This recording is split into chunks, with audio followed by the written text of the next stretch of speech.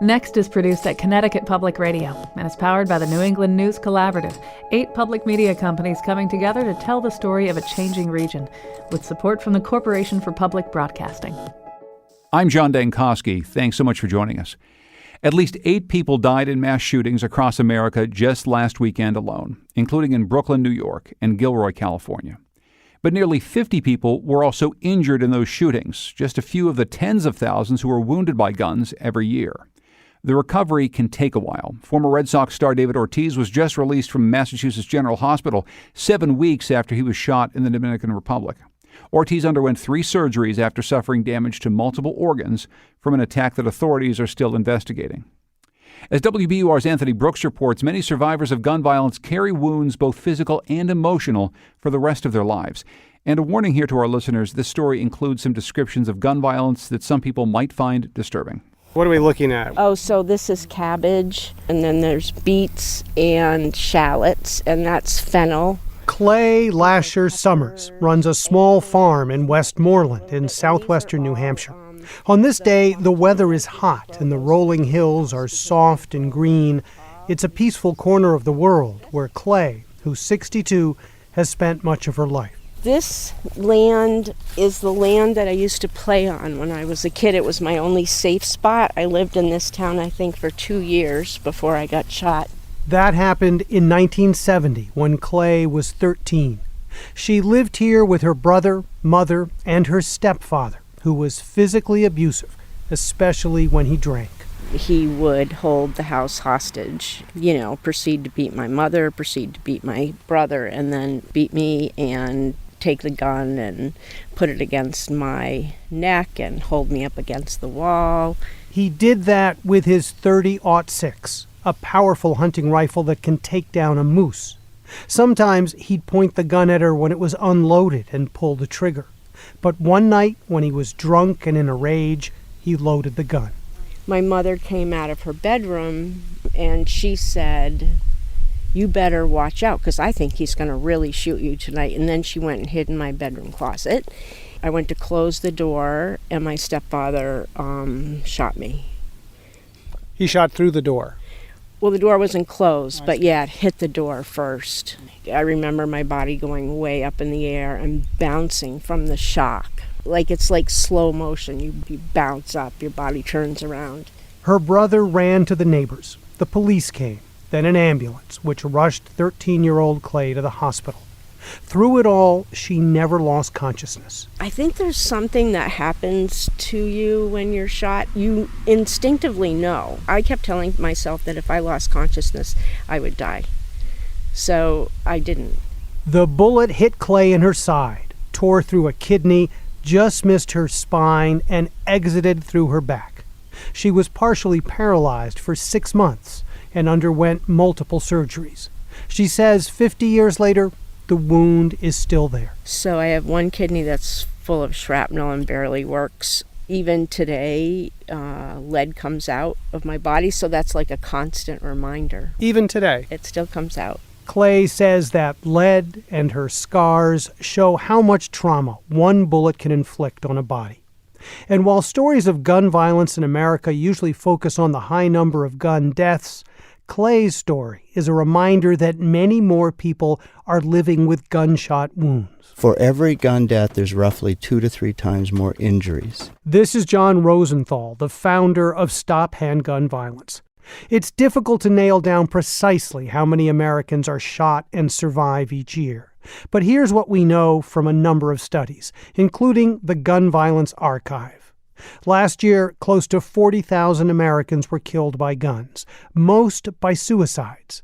If you exclude the suicides, there were about 15,000 gun deaths and about twice as many gun injuries, many of them severe.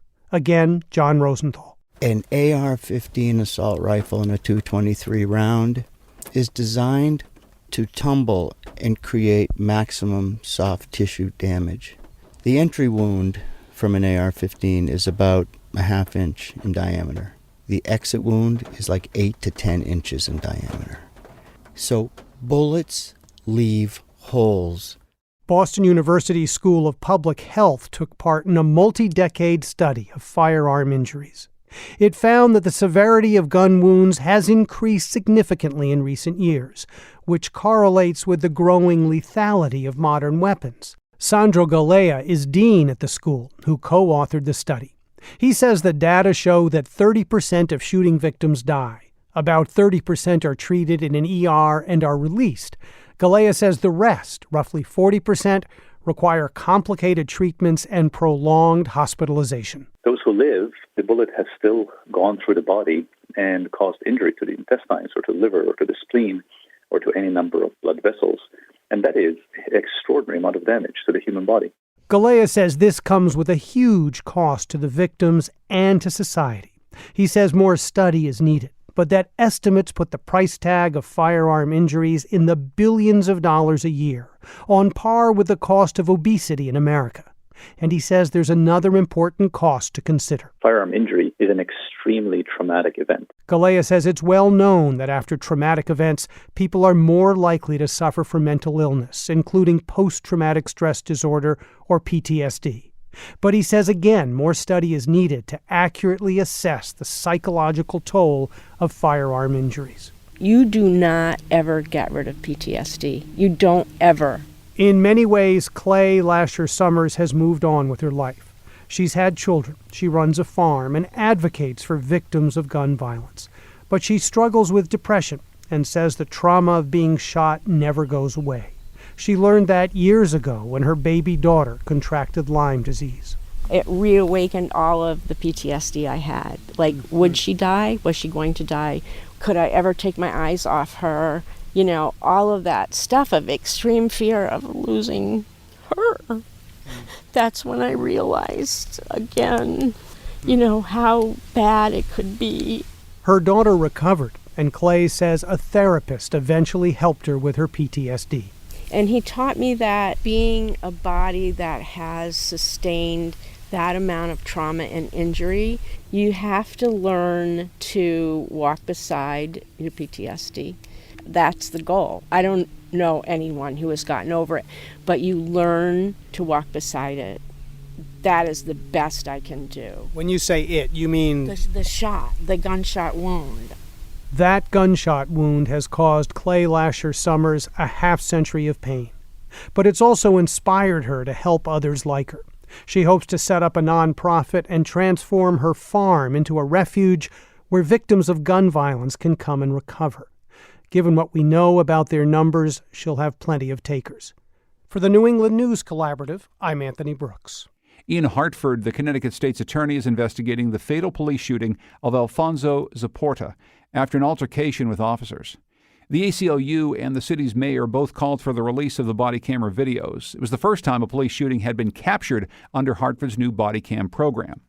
From the reporting collaborative Guns in America, Ryan Lindsay reports that many New England cities are now part of this transparency trend. Officer Noelia Resto has been on the job as a Hartford police officer for 18 years. Hartford has one of the largest police departments in Connecticut. In February, she got her body camera as a part of the department's pilot program. The amount of time that I'm using it now is more like second nature. It's more like, all right, I'm turning my lights on, I'm turning this on, or I'm calling it in, I'm turning it. So it's part of my process of how I approach the call. Resto uses her device as much as she can, maximizing its features. She programmed her camera to vibrate when it's recording and uses a cell phone app to categorize each video by the type of interaction she has with people, like an arrest or traffic stop. When you turn it on, it beeps. When you start recording, it makes this sound. And when you turn it off, it makes this noise. Just over an hour away, along the coast, the Milford Police Department has been using body cameras for more than 5 years, before the protests and national conversation around the death of 18-year-old Mike Brown, who was shot by a police officer in Missouri. Here's Milford Chief Keith Mello. When there's an overreaction, or there's a mistake, or there's simply bad behavior on the part of law enforcement, video evidence helps determine that as well. Mello is of the mindset that body cameras are not only tools to protect police, but to hold them accountable as well. It's important for that officer to either be held accountable, to be corrected, and or both. But it's also important for the credibility of that agency and the community. More than 60% of Connecticut's body cameras come from a company called Axon. It's one of the largest body camera suppliers in the country. Jason Hartford, Axon's vice president of connected devices, says many police departments are embracing body cams. The body-worn camera evidence started to level the playing field, started to show how police officers were working with the public, how the public was responding. In 2018, Axon launched its ethics board. The company said it wanted to have, quote, an independent voice to think about ethical, privacy, and security aspects, partly because the people who make the technology aren't asked to think about the impacts it has on communities. Barry Friedman is director of the NYU Policing Project and a member of Axon's ethics board. He's concerned about police departments that don't have policies for when body cam footage gets released and who's able to see it. There are many jurisdictions in which the policies regarding body cameras don't allow for or don't provide for disclosure of the footage at times when it might be appropriate for accountability, but at the same time, that footage is being used to prosecute criminal offenses. Anecdotally, police will tell you that body cams help decrease use of force incidents and improve civilian interactions. But researchers at George Mason found that statistically there haven't been significant changes. And then there's skepticism from the media. Are body cams the answer to police misconduct? Body-mounted video cameras. Every single officer is now outfitted with a body cam. But will it keep cops in check? Even along law enforcement, there's tension. Federal agents don't wear body cams.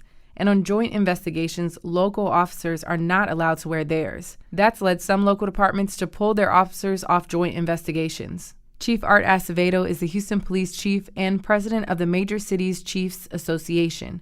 He says the federal government can't say, do as we say, not as we do. We need our federal partners to come in the 21st century and agree that transparency builds trust, and trust is a win for everybody. Acevedo says they've been engaged in conversations with the Department of Justice about this tension for more than a year. Meanwhile, some departments have had their officers kicked off investigations with federal law enforcement. Ultimately, if DOJ doesn't come up with an agreement, we'll probably end up calling for the president to issue an executive order and make them do the right thing. While Acevedo is optimistic about the conversations with the DOJ, without a solution, he predicts that more departments will choose their body cams over working with the feds. For the New England News Collaborative, I'm Ryan Lindsay. Police departments have different methods of tracking the activity of criminal gangs, but these methods aren't always so transparent. The American Civil Liberties Union of Massachusetts sued Boston Police last year to gain access to the department's gang assessment database. The lawsuit was prompted by concerns over how allegations of gang affiliation are used in immigration court proceedings. We reported on one of these stories previously on Next. Now, civil liberties advocates and those who study policing say they have some concerns about the accuracy of this database and the impact it could have on individuals wrongly identified as a gang member. WBUR's Shannon Dooling reviewed these documents, which provide for the first time a look at how gang members are tracked in the city, and she joins us now. So Boston Police released a trove of documents as a result of this suit by the ACLU seeking access. Shannon, what exactly stands out on all these records? Well, I mean, this is really the first glimpse into this database. So really everything is kind of a revelation. But there are some basics according to the BPD's own data analysis. So there are 160 documented gangs in Boston. The names of those gangs weren't provided by BPD. 100 of those are, quote, active gangs, with about 30 gangs, quote, actively driving violence. There are about 5,300 total individuals in the gang database, and of those, around 2,800 are, quote, active gang members. So a little bit of math there. The remaining 2,500 people are classified as either inactive, deceased, or long-term incarcerated. Wow, so that's a lot of people. How exactly does someone get into this gang database in the first place? Right. So BPD uses what's known as a point system to sort of track alleged gang behavior. So, for example, if someone self-admits to being in a gang, that's 8 points if someone is observed wearing supposed gang paraphernalia, like a certain brand of a hat or shoes. That can carry 4 points. Even becoming a victim or a target of gang violence can get you anywhere from 3 to 8 points. So once an individual racks up more than 10 points, that person is considered a gang member. If a person accrues 6 to 10 points, they're considered what's called a gang associate. So hold it, being a target of gang violence can get you points in the system? That's right. The thought being that it sort of implies some kind of involvement or retaliatory action being taken by a gang. Wow. So do you have any sense how this compares to other cities that maintain similar databases of gang activity?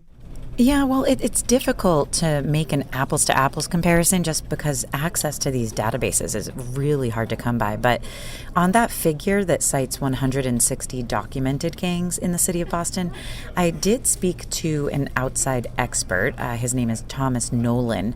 Nolan was actually a lieutenant with the Boston Police Department. He worked as a supervisor of the Boston Police Gang Task Force. He says he's surprised and concerned by that number. I look at the criteria they use to put people into the gang assessment database and then draw these conclusions about having 160 different separate gangs in the city. That's a lot of gangs for a city the size of Boston. So for comparison's sake, John, a recent report by the Chicago Crime Commission put the number of active street gangs in that city at 59. And we should keep in mind Chicago's population is 4 times that of Boston. So you've reported that the ACLU wanted demographic information of the people listed in this database. Had they gotten that information? I mean, what do we know about the racial or gender breakdown of the people who are in the database right now? Well, this is interesting, John. The BPD does not track race or gender of the people the department lists in its gang database. So instead, what the department did was cross-reference criminal records of the names listed in the database to find out what the race and gender were listed at the time of an arrest. So 93% of the people in the gang database have a prior Boston arrest. That's according to the BPD's own analysis. For the remaining 7%, though, the department wasn't able to tell the ACLU what the race or gender is of people in their own gang database.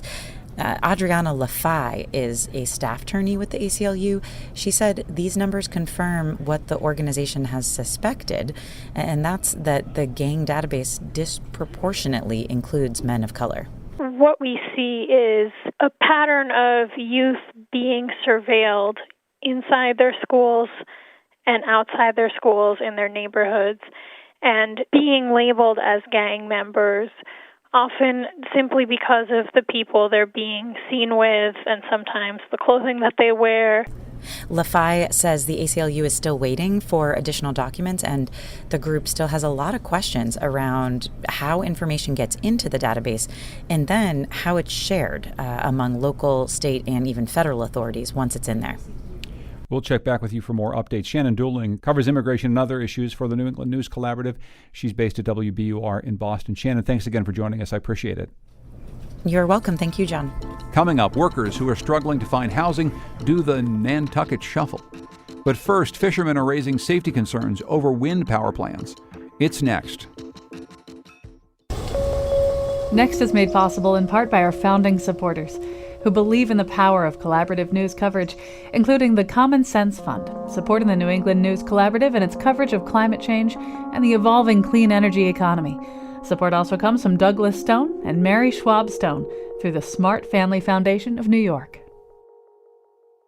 Vineyard Wind, the first large-scale commercial wind farm in the U.S., is on hold as federal regulators argue over the impact it will have on commercial fishing in New England. A Reuters report this week showed that NOAA, the National Oceanic and Atmospheric Administration, and the National Marine Fisheries Service refused to sign off on the project's design. Nadine Sabai of the Publix Radio has been talking to fishermen about this project.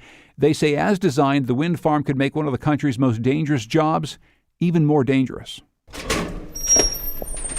On most days, Daniel Farnham is on the dock of his father's fishing boat, working alongside his crew that catches squid, whiting, and porgy off the coast of New Bedford. But on this day, the 100-foot boat is out of the water.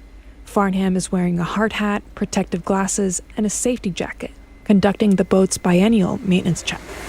I was needle gunning and looking for that rot. That's what they're doing now, because they got pneumatic needle guns, working on chip and paint, rust, and looking for any kind of rot, and then we'll get our first coat of paint on there, hopefully tomorrow. Farnham is at a metal recycling plant patching up the boat. It's taken a beating from harsh waves and salt water. He's been working on this vessel for over 4 years and says nature's elements aren't kind to the boat or fishermen. My first real commercial trip was hurricane force winds and 20-foot waves at the end of it. And we just kept working until the end, filled up the boat, and then worked our way in. But those are the conditions we operate in, because these boats are meant to go out and work. Fishing is one of the most dangerous jobs in the country. It's like trying to drive around in a car with no brakes on a road that can be moving in any direction, like a road made out of treadmills, basically, and then having obstacles thrown in your way continuously. Farnham says offshore wind farms will make it worse. That's because fishermen argue the turbines aren't spaced far enough apart to allow vessels to safely navigate through them. The plan is to install 84 massive turbines in a grid-like pattern about 3/4 to a nautical mile apart. Farnham says mobile gear vessels like his that have massive nets trawling behind them will make it even harder to navigate. The currents and the tide just take you in whatever direction they're going. And so that's when you could wind up having a collision or an elision with one of the turbines or another vessel within the array, because everyone's maneuverability is a lot more limited. Until now, safety has not been a major point at the negotiating table with Vineyard Wind. But as the offshore wind farm gets closer to becoming a reality, fishermen's voices are getting louder. Farnham is part of a fisheries working group. He's hoping that safety will be addressed before the project is a done deal. Fishermen in the group want the turbines to be spaced farther apart, or even closer together so the wind farm takes up less space and the boats can just navigate around them. If that doesn't work, fishermen want to be compensated more for potential safety losses. Environmental economist Tom Sproul says there are reasons to be concerned about safety. Sproul evaluates risk, and his work has recently focused on the fishing industry. He projects offshore wind developments will contribute to maritime accidents that could cost millions of dollars in damage. In May, Sproul wrote a letter to Massachusetts coastal zone management officials. He provided them with some rough economic calculations about the number of accidents they could expect once the wind farm is in operation. On average, there will be 3 accidents over 30 years for the Massachusetts fishermen and about 5 for Rhode Island fishermen. We're talking about 8 accidents that randomly happen over 30 years over thousands of fishermen. It could just as easily be 16 over that 30-year stretch, and it would not be statistically remarkable. It could be fewer as well. But the point is that if any one of these does happen, we start talking about much larger costs. An accident involving a loss of a vessel could cost anywhere between $700,000 to $8 million per incident. That's not including loss of income for the fishermen or the cost of human life. Sproul says the number of accidents will depend on how fishermen react once the turbines are actually in the water. These things are complex.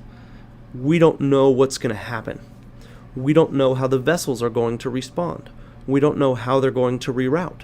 There are supposedly safety channels going to be in between some of the turbine fields. It's not known at this time whether those channels are wide enough to provide meaningful safety. Vineyard Wind says it did its homework early on in the design process.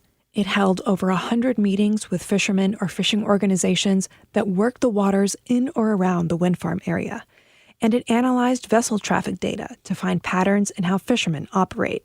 Here's Eric Stevens, Chief Development Officer for Vineyard Wind. We did have a navigational risk assessment done by a globally renowned company who does these kind of assessments, and including taking into account experience and lessons from the UK or other parts of the world. And their determination was that it would allow for safe navigation. The U.S. Coast Guard is evaluating Vineyard Wind's risk assessment and will come out with its own report sometime this fall. Stevens welcomes the scrutiny. It's in our interest as developing this first project to make sure that everything that we've been saying proves to be true, so that when we say things like we're going to really get that cable buried, that it is. that when we say we think it's safe to navigate through there, that the fishermen, a few years after it's built, are like, oh yeah, it's not that bad actually. Final permit approval for the Vineyard Wind project is in the hands of the Bureau of Ocean Energy Management. Whatever happens here has the potential to affect not just Vineyard Wind, but the 15 active projects in the works across the Northeast, which is why Farnham says getting it right the first time matters. It terrifies me to picture trying to drive through a forest of thousands of turbines, which is, if every state's offshore wind energy mandate comes to fruition, then that's what it will be, several thousand wind turbines offshore that we try and work through. And that's a lot of lost fishing ground and a lot of, possibly dangerous interactions. He knows he'll have to get used to working within wind turbines his entire career, but in the end, he may just do his best to avoid them. Better to be safe than sorry. For the New England News Collaborative, I'm Nadine Sabai. Just a few miles away, on the island of Nantucket, islanders are dealing with another issue, the high cost of housing. A combination of increased demand for second homes, summer rent hikes, and a housing shortage are putting more middle-class year-round workers in a bind. As Redmond Grybauskas reports, town officials, concerned citizens, and even clergy are trying to get a handle on the issue. Michelle Housel and Zach McKay live in a small house tucked down a dirt road. The house has a solar panel array, beehives, and raised bed gardens. Michelle and Zach say their corner of Nantucket is an idyllic place to raise their 2 children. They can't say the same for the 2 rooms they rent in the house. This is all of our bedroom. All 4 of us sleep here. This room's probably, 12 by 16 or something with a king-size bed. I don't know. The other room is the living room / dining room / playroom, and it's also Michelle's studio. They'd like something bigger, but Zach's a carpenter and Michelle's a commercial artist, and they can't afford anything larger on what they make. They pay $800 a month for their 2 rooms, plus use of a shared kitchen. it's not far-fetched to see a house go for like, you know, $8,000 a month, like a 2-bedroom house. Or a basement apartment with no parking and no kitchen access for like $2,000 a month. It's like, it's basically just a dark hole. They could leave, but Michelle has found a unique sense of place on the island, and Zach's from here. I was born on Nantucket. I've been back since my son was born, raising him and now my daughter here. They don't know how they're going to accommodate their growing children with so little space. I mean, it works for now, but like, you know, eventually she's going to need her own bed. And then like, I don't know how much longer before his feet like start sticking out of that corner he lives in. Couples like Michelle and Zach are drawn to Nantucket. They like the scenery and the community and the money. There's plenty of well-paying work in the summer months. The island's population swells to 3 times its size and needs a workforce to match. But once here, people find that even if money grows on trees, houses don't. According to state guidelines, 10% of housing has to be affordable. On Nantucket, that number is 2.7%. For the almost 18,000 year-round residents, that's just not enough. Especially when seasonal workers are competing for those rentals too. People sometimes resort to renting couches or floor space just to stay inside. Here's Tobias Glidden, a housing activist on the island. He's focused on a different problem. We constantly lose about a third of our properties that go from year-round to seasonal. There's about 2,500 properties that are owned by Nantucketers, so you lose about 60 of those per year. And so that's the trend of the destruction of the year-round community. And that would mean the destruction of one of the most diverse communities on the Cape and Islands. According to Tobias, 13 languages are spoken on island, and the school district says almost half of its attendees are students of color. We come from a history of diversity and respect for the people who live here. On Wall Street or in Boston, you know, people are making millions of dollars a year. There's more economic fitness from the folks coming here than the people who live here to purchase homes. Capitalism is just eating itself and eating its community. Nantucket's median home value is $1.6 million. For now. Ever-increasing demand for second homes pushes that number higher each year. And that demand is often a threat to stable, affordable, year-round housing. Michelle and Zach experienced that firsthand in their old house. They lived there for 4 years, and it was the only home their son knew. Until their landlord got an offer on the property. And their immediate response was to sell it to a developer. I think it was $2.5 million. So we were given 30 days notice. Soon after they left, the house was bulldozed. So we go back and it's completely barren, like it's empty. They're working on building one of the 3 mansions that will be there. On top of that, 9-month leases are common. Landlords stand to make more renting weekly to summer vacationers than they would from a year-round tenant. So what happens when there's not enough housing, it's really expensive, and under constant threat from developers? They've got a name for it here, one that everyone knows. Doing the Nantucket Shuffle. The Nantucket Shuffle. Do the Nantucket Shuffle. You live in a place during the winter, and then for, peak season, the people that own the place want to rent it out. They're like, sorry, you're going to go. That's how I grew up. We moved at least 2 to 3 times every single year. That last voice was Rachel Day. She's the director of human services for the island. Rachel told me it's hard to say how many people are without housing entirely. A lot of times people end up couch surfing until they can find a place to rent. We've had a few people crash, so to speak, at our place for temporary, like a week, couple days, something like that. There's no homeless shelter and no one place for people in crisis to go. So it's often up to the community to pick up the slack. Where they kind of bounce around in certain places, but just who can accommodate them without overstaying.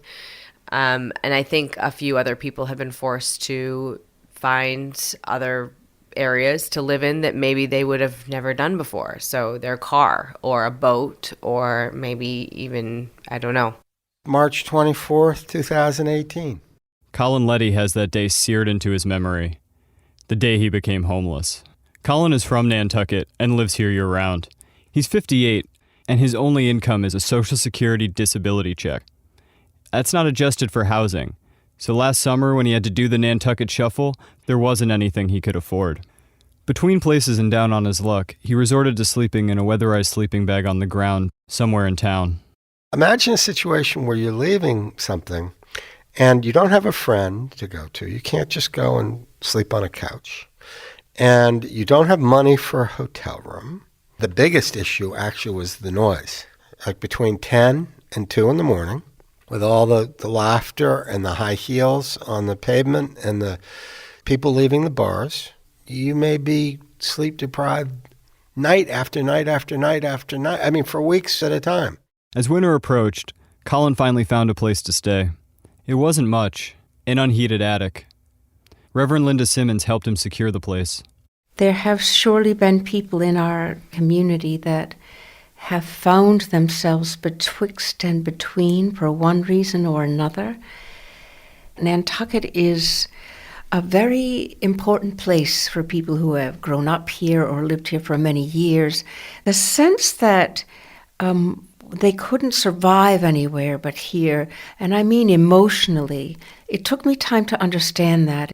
A handful of people like her, Tobias, and Rachel spend their free time helping those with nowhere to go. But what's the town doing about it?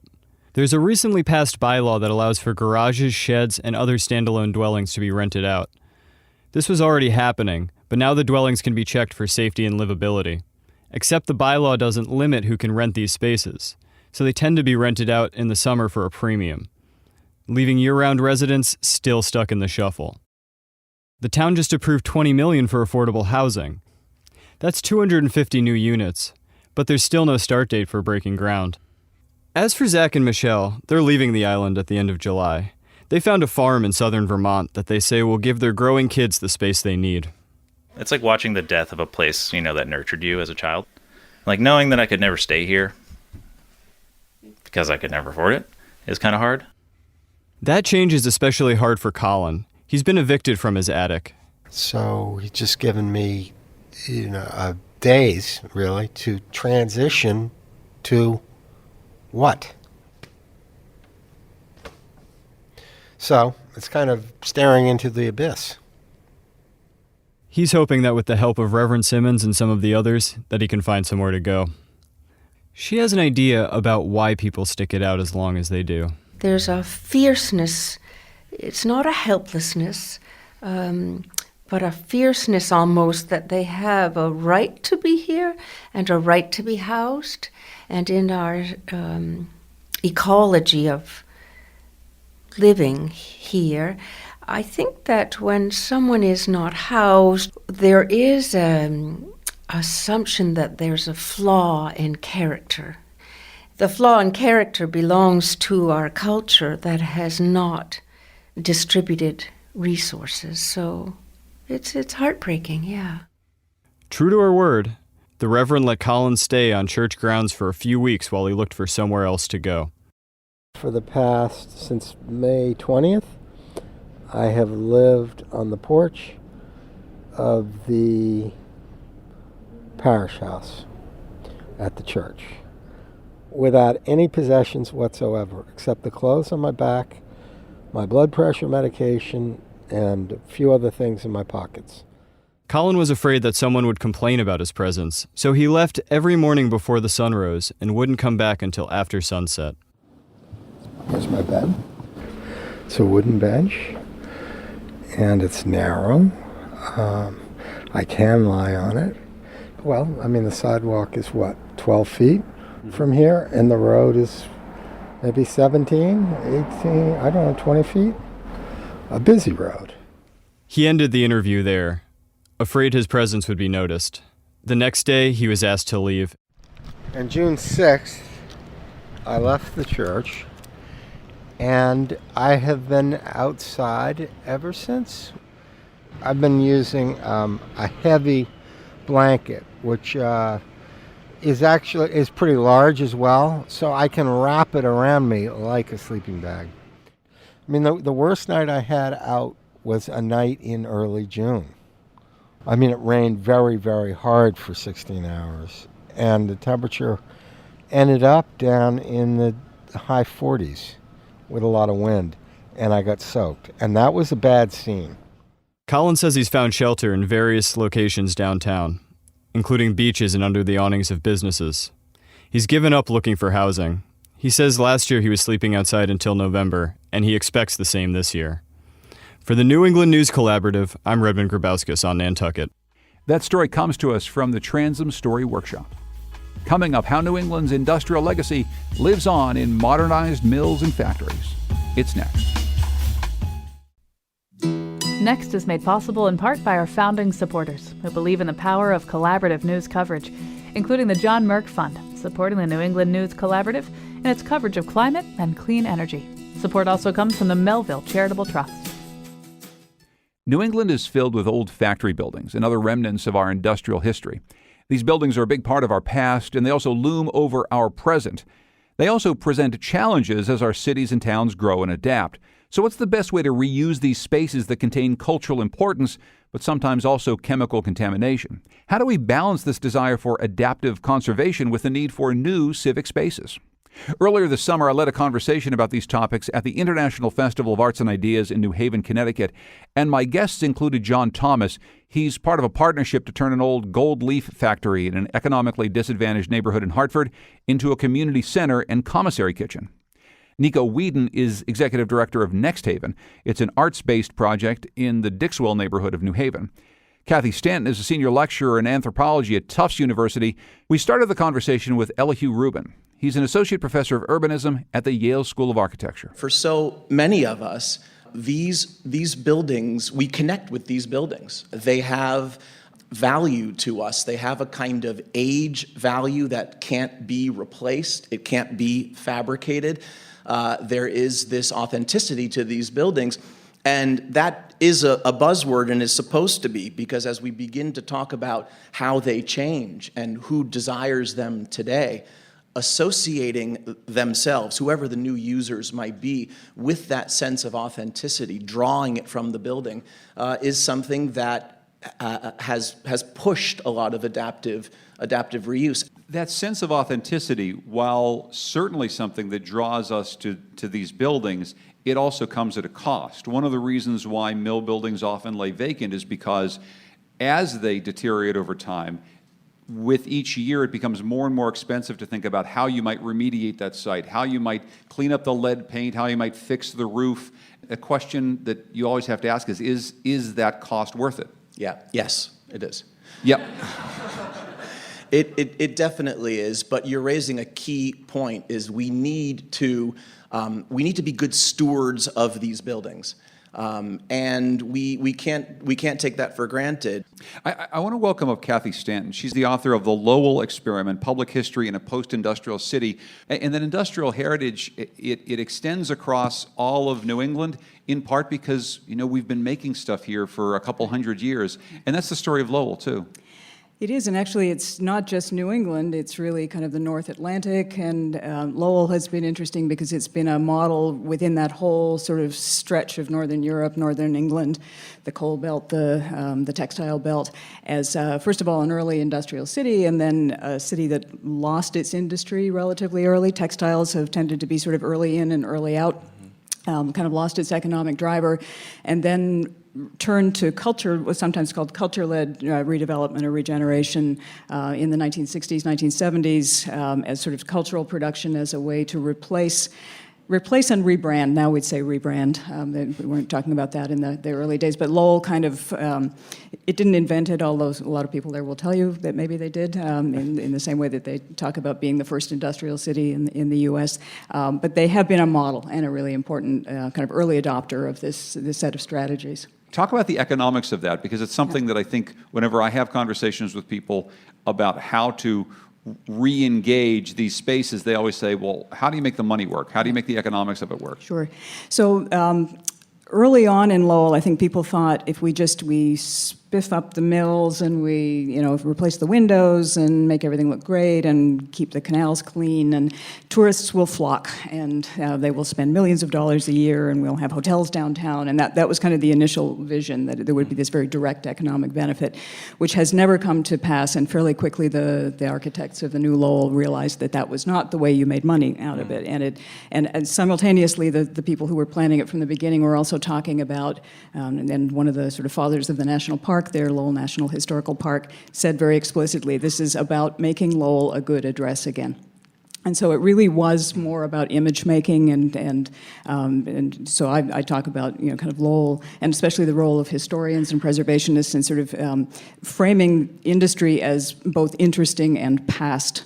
And it was that reframing. It's the sort of symbolic reframing of the city, and the work of kind of cultural workers within that has proven to be kind of the loss leader that attracts new kinds of industry, new kinds of people, new kinds of investment. Here in New England, we have this particular idea that we have to freeze things in a certain time, and then we keep them in that time forever. If it's the town green in whatever town you live in, with the white steeple church and the buildings that are perfect, we are going to stick it in colonial times or Victorian times and leave it there forever.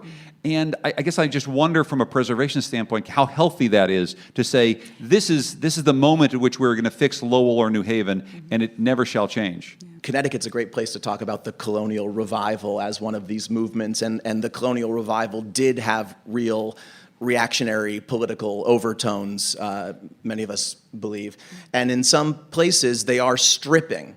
They're stripping to bring it back to the moment of cultural significance, and I think that's absolutely right. Preservation today is much more interested in layers and in celebrating those layers.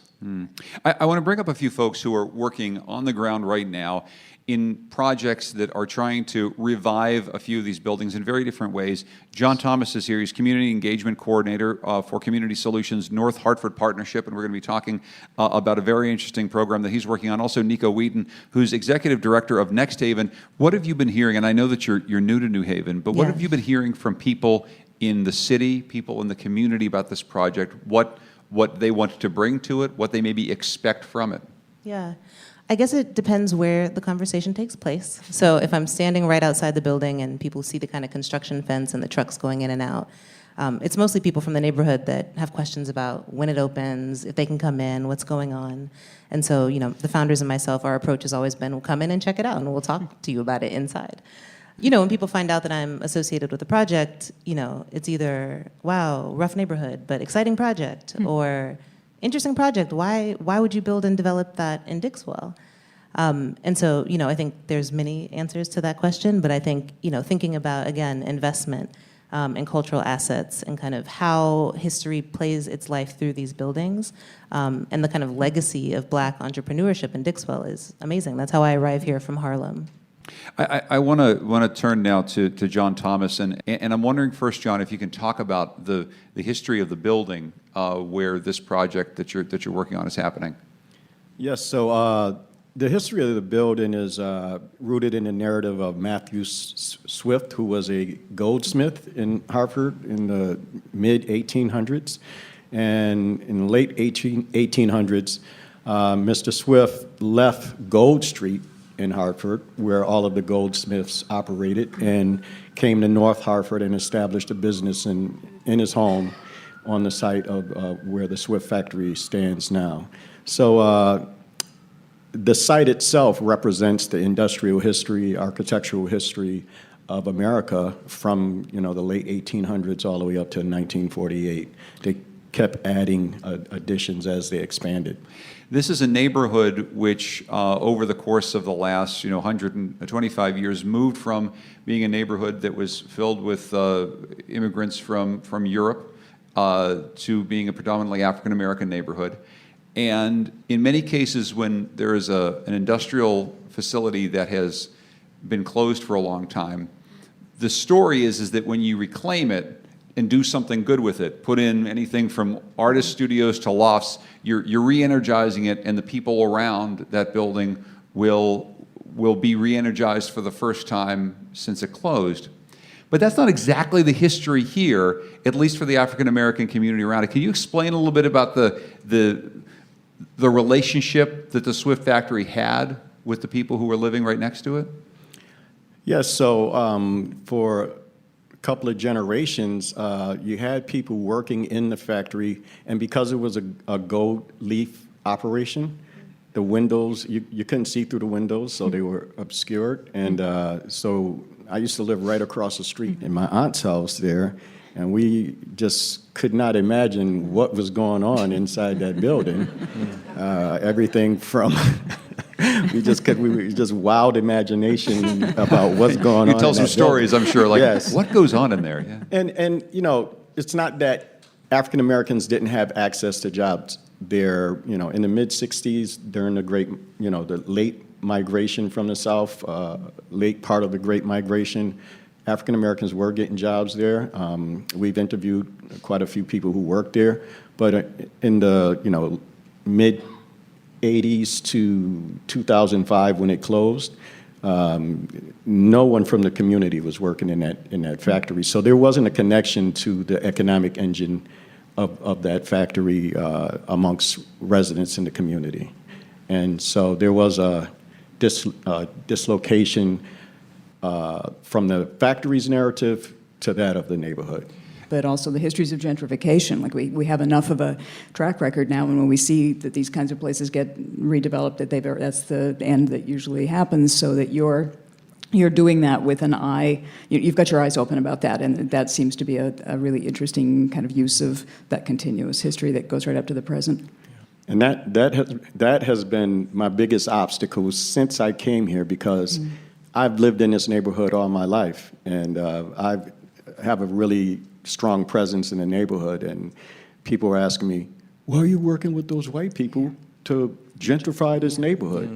And then when I learned about the different forms of gentrification, and the model that I have on the project is this is development without displacement. That's John Thomas, Kathy Stanton, Nico Whedon, and Elihu Rubin, talking with me on stage at the International Festival of Arts and Ideas in New Haven earlier this summer. This special next event was in conjunction with the Cities Project, a collaboration between news outlets in Connecticut to chart our changing cities. For more stories about that project and to watch a video of our entire conversation, go to nextnewengland.org. You can find our show wherever you get your podcasts. Just search Next New England, and if you like what you hear, be sure to rate and review us on iTunes. Our program is produced by Carlos Mejia and Katie Tolarski, and our music this week is from Todd Merrill and Goodnight Blue Moon.